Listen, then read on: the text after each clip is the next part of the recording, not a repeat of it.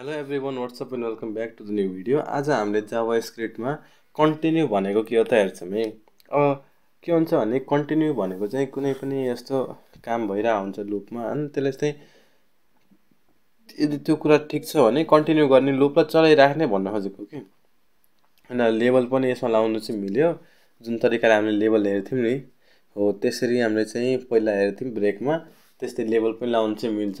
तर लेबलको कुरा मैले बढी भन्दैन, तर कन्टिन्यूको कुरा मैले सिकाउँछु होइन। कन्टिन्यू फोर लुपको यहाँ एउटा इमेज हुनुपर्ने, त्यो इमेज चाहिँ रहेछ, केही भएन। अरू त बेसिक छ यसमा, त्यति नयाँ कुरा चाहिँ छैन। वाइलमा पनि गर्न मिल्छ यो काम, सबैमा मिल्छ। अनि कन्टिन्यू भनेर लेबल चाहिँ हामीले त्यहाँ लेख्नुपर्छ, त्यति काम चाहिँ गर्न सकिन्छ। आउटर भने अनि कन्टिन्यू आउटर कन्टिन्यूले के काम गर्छ नि यहाँ है। अब कन्टिन्यूले गर्ने भने काम भनेको जस्तो लुप चलिरह यहाँ है, यहाँ चलिरह लुप इरेज गरौँ हैन। लुप यहाँ चलिरह मानौँ, के भइरह लुप चलिरह यहाँ चल्यो। अब यहाँ कन्टिन्यू छ भने यो लुप फेरि यहाँ माथि जम्प गर्छ के, बुझ्यौ। यहाँ कन्टिन्यू फेरि यहाँ लेख्यो भने माथि सुरुमा जम्प गर्छ के। कन्टिन्यूको काम भनेको लुपलाई सुरुमा जम्प गराउने हो, अरू केही पनि होइन। कन्टिन्यू काम के हो, लुपलाई सुरुमा माथि ल जम्प गराइदिन्छ। फर इक्जाम्पल म यहाँ गएँ, ब्रेक छ, मैले अब यहाँ एउटा कन्टिन्यू 10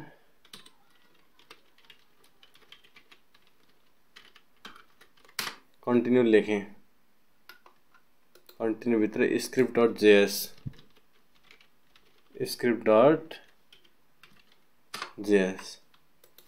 अब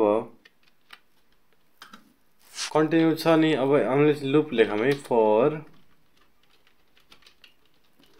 लेट i = 0। जबसम्म i 10 भन्दा सानो हुन्छ i लाई जोडिराख्नुहोस् भनेको है।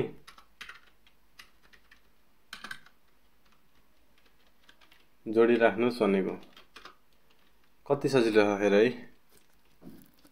अब i 5 छ भने कन्टिन्यू भन्छ, this is an even number भनेर थाहा हैन। तर इफ i = भन्दा पनि if i divide by 2 modulus 2 is not equal to 0 गरौँ मिल्छ बल्ल। अब यसलाई चलाम है। 1 यसमा सिर्फ इभन मात्र प्रिन्ट हुन्छ के।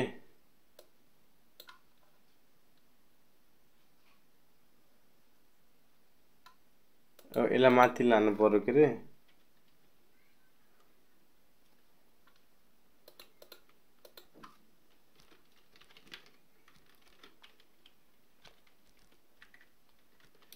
एल्स भनेर फर्मेट गर्यौँ। अब हेरौँ है, केही भएन, डिबग गर्न मिल्छ त नि। 0 आयो होइन, सबै प्रिन्ट त हुन्छ हुन त। अब चलाऊ है,